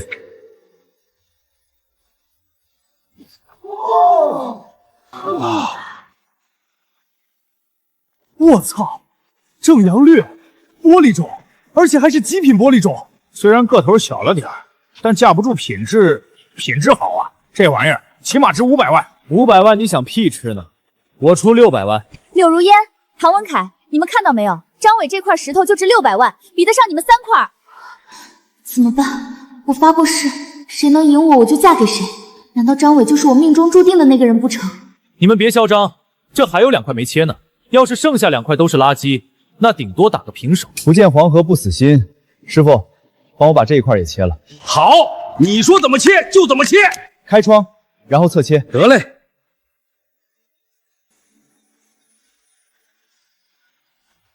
哦，帝王绿，极品帝王绿，而且还是极品透冰种。上次帝豪拍卖行拍出了8000万的极品帝王绿，这他妈让老子怎么编？这辈子能见到极品帝王绿，真是死了都值了。8000万，老子连想都不敢想啊！这种好东西，只有真正的豪门才能买得起，咱们平常人连看一眼都是奢侈啊。柳如烟，你还有什么话说？现在我们这里可是8600万的石头，我输了，彻底输了。其实你已经很厉害了，如果和你打赌的不是我，那赢的人一定是你。输了就是输了，张伟，之前是我小看了你，我以为你只是随意挑了3块石头，现在看来，这3块石头全都各有乾坤。这3块石头，老子一进来，帅哥，选我们，包你稳赢。就跟个骚货一样勾引老子，我当然是全都要了。张伟，我还有一件事想弄清楚。你说，第1块石头价值600万，第2块石头价值8000万，这最后1块石头究竟价值多少？把这块石头也切了吧，让我们长长见识。就是，切了吧。我打赌，肯定上亿。不，这块石头我不打算切了。既然不打算切，那你打不打算卖？我可以出1个亿。不愧是什么天眼鬼手的徒弟，张口就是1个亿。不过你就是出1个亿，也比不上这块石头值钱。若男，送你了。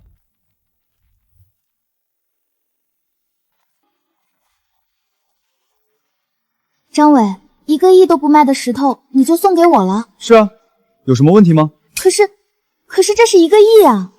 纠正一下，这块石头可不止1个亿，但刚刚人多眼杂，我根本就不敢再切下去，否则肯定会出大事。这块石头内部有金光，而且好像还有文字，感觉不像是什么普通的翡翠。这石头既然那么值钱，那我就更不能要了。拿着吧，钱对我而言其实没有太大的意义。如果我想要赚钱，分分钟就能赚到几辈子都花不完的钱。那对你而言，什么才是有意义的呢？珍惜眼前人。你们又来做什么？我是来找张伟的。柳如烟，我们的赌约已经结束了，你不会又想来找事吧？我是天眼鬼手唯一的传人。然后呢？下山之前我发过誓，谁能在鉴宝赌石上赢过我，谁就是我认定的男人。张伟，我要嫁给你。不是，你嫁给他，那我呢？柳如烟，你想都别想，张伟绝对不可能娶你的。为什么？我看得出来，你和张伟并不是情侣，我难道不可以嫁给他吗？可是我不喜欢你啊。无所谓，你喜不喜欢我不重要，只要我喜欢你就可以。给我时间，我会让你爱上我。若男，这女人失心疯了，咱们快走。柳姑娘，我对你是真心的。那张伟除了会鉴宝、会赌石、会赚钱，外加长得帅、人品好以外，其他的哪都不如我啊！你也给我一个机会吧。你说的对，张伟长得确实很帅。难道帅就可以当饭吃吗？老天，你对我太残忍了！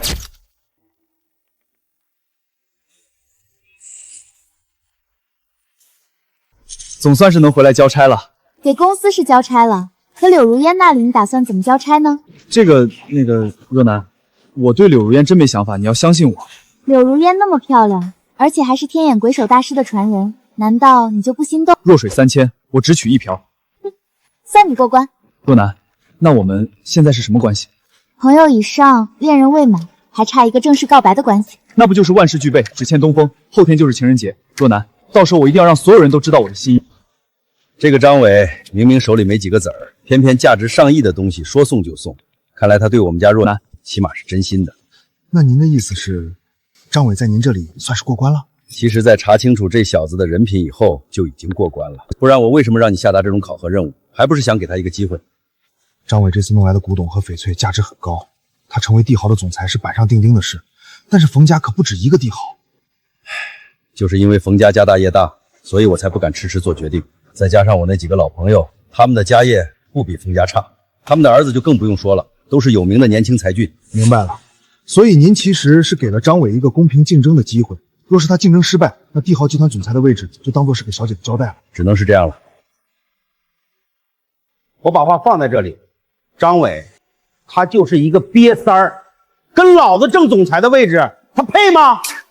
我听说张伟这傻子跑到古玩街，说是要捡漏，哈哈哈哈，真是笑掉大牙。张伟就是个业务员，他哪懂什么鉴宝啊？我看他这次是彻底没有翻身的机会了。结果非要投铁，真是好言难劝该死鬼啊！哎，公司批了1000万的采购金，结果张伟跑去古玩街那种坑蒙拐骗的地方，你们说他该不会把这1000万全买成假货吧？古玩街那种地方10人9骗，张伟那个瘪三肯定会被骗成狗。等老子当了总裁，不仅要开除他，还要让他这笔钱给赔回来。好吧，皮，知道的你是经理，不知道的还以为你现在就是总裁了呢，还想开除我？你有那个本事吗？张伟，你狂什么呢？就冲你这句话，老子今天开定你了，天王老子来了都救不了你。张伟，你恐怕还不知道吧？1个小时前，郝经理就已经完成了任务，不仅比你快，而且买来的古董个个都价值连城。哦，我好怕啊！知道怕了就行。张伟，等会儿磕个头，说不定郝经理心情好，还能在公司给你留个扫厕所的位置。你笑什么？没什么，只是想到了很好笑的事。你又笑什么？很好笑吗？我笑的是你这种溜须拍马的蠢货，只会捧好八的臭脚。你有没有想过，他要是输了，你会是什么下场？可笑！别说郝经理不会输，就算输，那我大不了跟郝经理走就成了。很好，记住你这句话。张伟，你狂鸡毛呢？你要大祸临头了，知不知道？这我还真不知道，麻烦你郝经理给我说说呗。1000万采购金全都被你花在了古玩街，你不是大祸临头是什么？不用想都知道，这1000万换来的就是一堆假货破烂，让公司亏了1000万。你不完蛋，谁完蛋？我去，郝经理不说我还真没意识到，亏损1000万，这责任谁担得起？说亏1000万就1000万啊，说不定人张伟左手进右手，全都进了自己口袋呢。没有1000也有800，你们就这么笃定，我这1000万买的全都是假货？不然呢？你不会想说你真在古玩街疯狂捡漏，1000万变成了1个亿吧？也不怕让人笑掉大牙？你笑什么？笑你蠢不自知。好吧，皮，我问你，你说我1000万打了水漂，那你的1000万？当然是在我专业的操作下，从各大藏家手中购买真正的古董。短短1天时间，1000万就变成了1500万。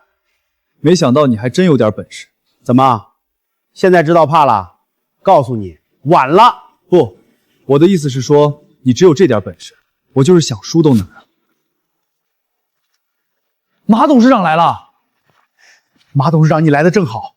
张伟这鳖3把1000万全都亏光了，我怀疑他在里面吃回扣，你可千万不能放过他呀！郝经理，张伟，你们采购回来的古董，库房已经全都清点过了。某些人自以为是，连买回来的古董是假货都不知道，把我们帝豪拍卖行的脸都丢尽了。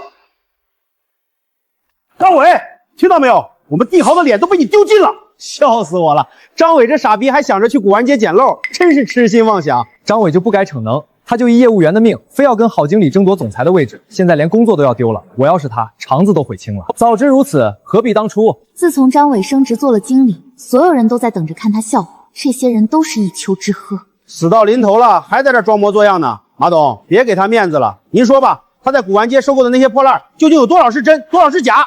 张经理收购的古董，没有一件假货。马董，张伟收购的古董既然都是真的，那您刚刚说买到假货的那个是？那个人就是你，郝经理。马董，这不可能啊！这绝对不可能！我去，郝经理收购的古董居然有假！郝经理都干了10年了，没想到居然还不如张伟的眼光低了，真是活到狗肚子里去了。看来抱出张伟大腿才是王道啊！郝经理，你该不会是吃回扣了吧？不然以你的本事，怎么会买到假货呢？张伟，你别得意，人有失手，马有失蹄。就算我买到了假货，又能怎么样？我的这批古董值1500万，你呢？你能做到吗？别以为张伟买的古董都是真的，就觉得他稳赢了。要我说，他肯定是买了一堆不值钱的破烂玩意儿，想蒙混过关。马董，我没细算，我收购的这批古董和翡翠总价值有多少？怎么还有翡翠？肯定是知道自己买了一堆破烂，所以想搞块翡翠应付事儿，真是可笑。翡翠这玩意儿1分钱1分货，除非赌石，否则不可能捡漏。都闭嘴！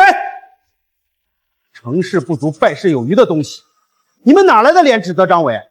你们知道他手里的这批东西究竟值多少钱吗？起码1.5个亿。什么？1.5个亿？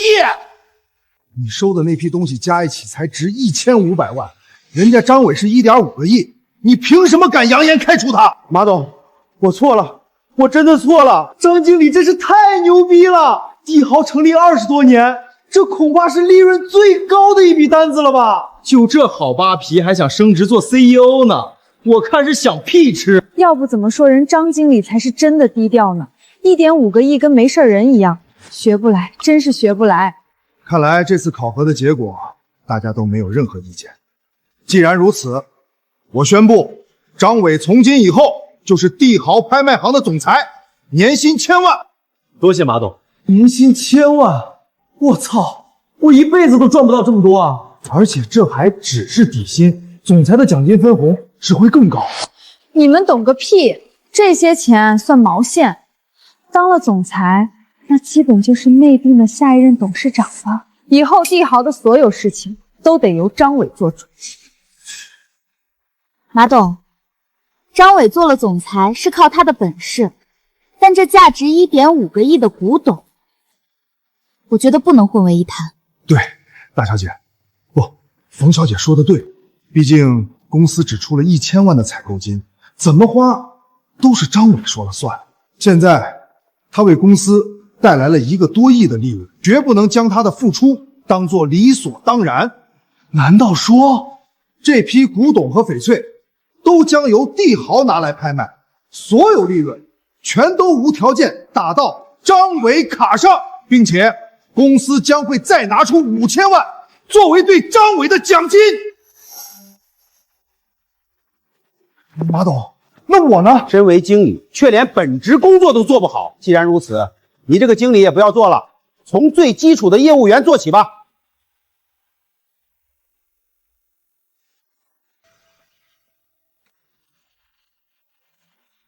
总裁早上好。张总，今天您有一场会议，帮您预约到3点，下午3点，您看合适吗？可以。张总，这里有份文件需要您签署，谢谢张总。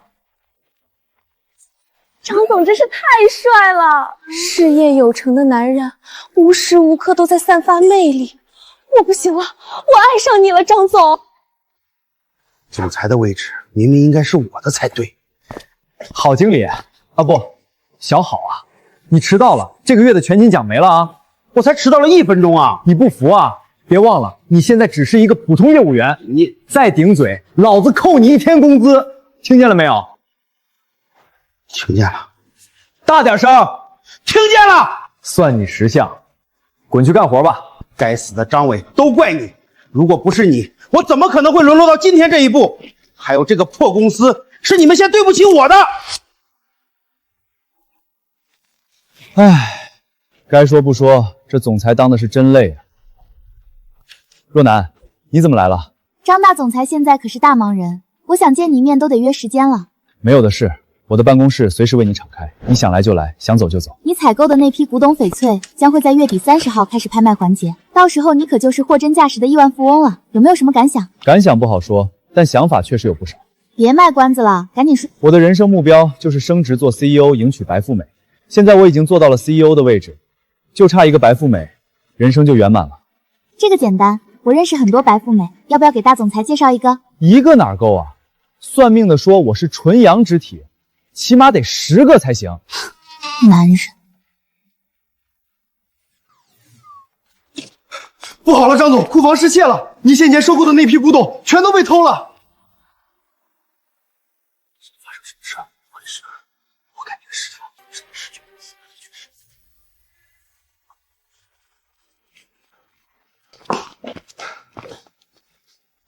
张总，你来的正好，公司出大事了。马董，现在是什么情况？等着月底送拍的那批古董翡翠全都被偷了，而且库房的大门根本没有破坏痕迹，我怀疑是出了内鬼。监控呢？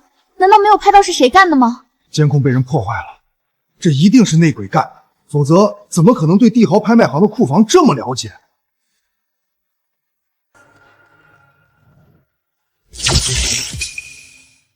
我不是让你盯着好人吗？他去哪儿了？老大，内鬼就是好人那个王八蛋，我的那批古董都是他偷的。就是他。好人嫉妒老大你当了 CEO， 一心要报复你，而且他已经和东阳的川木家族联络过了，这批古董全都会运到东阳。该死的汉奸！什么汉奸？张伟，你在说什么？好人，他做了汉奸，这批古董就是他偷的，而且他还要卖给东阳的川木家族。卖到东阳？我爸生平最恨的就是东阳人，这批古董绝对不能落到东阳人手里。可是好人那个王八蛋已经跑了，现在谁都不知道他的路线，说不定已经跑到东阳去了。有我在，他跑不了。张伟，张伟！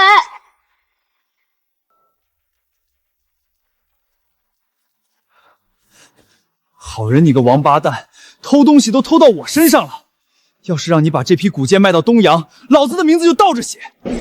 监控，对，城市里到处都是监控，我怎么把这一茬给忘了？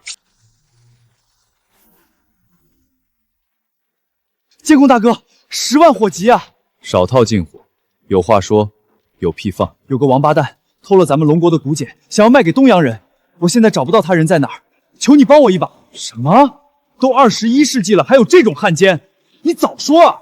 我现在就和我的兄弟姐妹全城通缉，锁定这汉奸的位置，全城锁定。大哥，你能做到吗？哼，开玩笑，你也不看看我是什么牌子的监控？海康牛 X。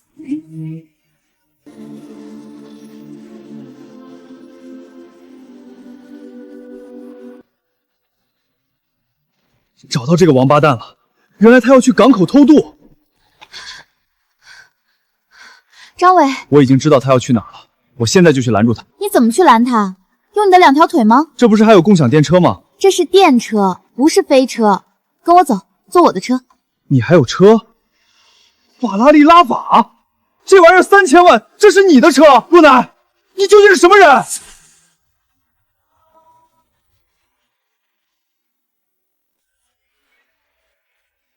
还有3分钟，东阳川木家族的船就到了，到时候老子就能带着张伟那小子的1个亿远走高飞。这些中国人肯定想不到，我川木太郎会用中国人制造的游艇来中国偷运他们的古董。这些中国人虽然傻，但是他们做的游艇质量很好，速度快，只要1个小时，我们就能回到东阳。八嘎！中国人的游艇就是因为质量好，速度快，所以才把我们的钱全都赚光了。斯拉蒂，嗨！快了，马上就到港口了。若楠，还能再快一点吗？车太多了，再快会出事的。可恶，难道真要让好人这王八蛋跑了吗？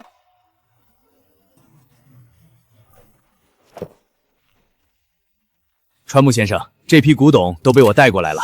哟西，你的良心大大的好，好人的干活。川木先生，你竟然知道我叫好人？你的在中国大大的坏人，在东阳是大大的好人。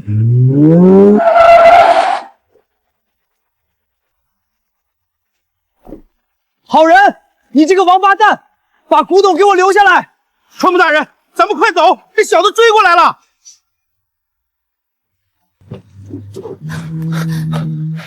妈的，还是晚了一步。张先生，听说这批古董出自你手，鄙人非常敬佩你的鉴宝能力。如果你愿意的话，现在就可以上船和我一起回到东阳。去你的小东阳！张先生，中国有句古话，叫做识时务者为俊杰。你不愿意加入东阳，实在是太可惜了。张伟，你冷静一下，他们做的是国内最先进的游艇，平常的船只根本追不上。国产游艇，川木太郎是吧？我也送你2句古话，一句是来都来了，另一句是死者为大。阿弟，什么的意思？他说咱们敢来就别想活着回去。真是可笑至极！我就是要坐着中国的游艇，带走中国的古董。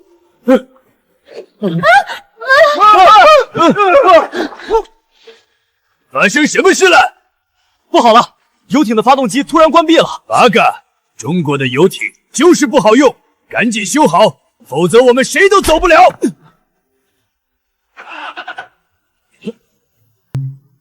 八嘎，这又是怎么回事？老大，发动机启动了。八嘎，我是问，为什么游艇在往那个中国人的方向开？难道不应该向东洋开吗？中国人的游艇当然要向着中国的方向开。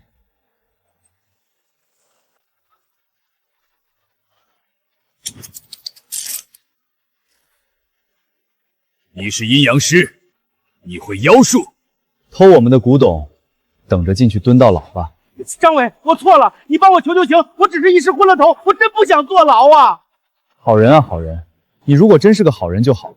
我本来想着，只要你能痛改前非，在公司好好做事，下个月我就恢复你的经理职位。可没想到你利欲熏心，竟然干出这种叛国投敌的事，谁都不可能原谅你。我错了，我真错了。别废话，跟我们走，张先生，这次真是太感谢你了。有你这样有担当、有责任的年轻人，才是祖国的骄傲。过奖了，过奖了，我只是一个普通人，做了普通的事而已。张伟，难道这个世界上真的有某种神秘力量？不然为什么这艘游艇会无缘无故的返航呢？或许有，或许没有，但是咱们自家的东西肯定不会胳膊肘往外拐。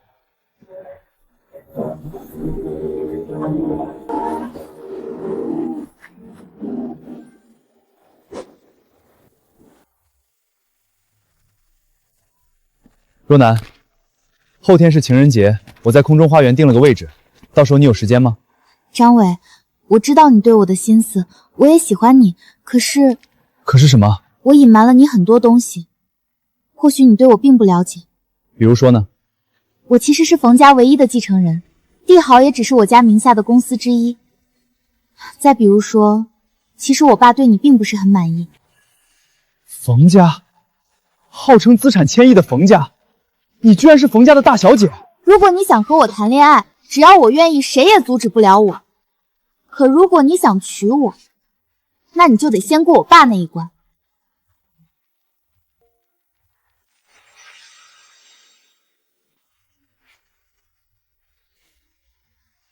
我叫张伟，我的人生理想就是升职做 CEO， 迎娶白富美。半个月前，我觉醒了异能，万物在我眼中都会变化成人。靠着这样的能力，我不仅赚到了人生的第一桶金，还和冯家大小姐谈起了恋爱。我虽然已经衣食无忧，但想要迎娶白富美，得先过未来老丈人这一关。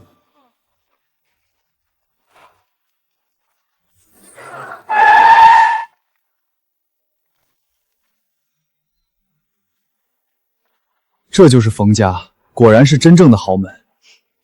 走吧，我爸已经在等咱们了。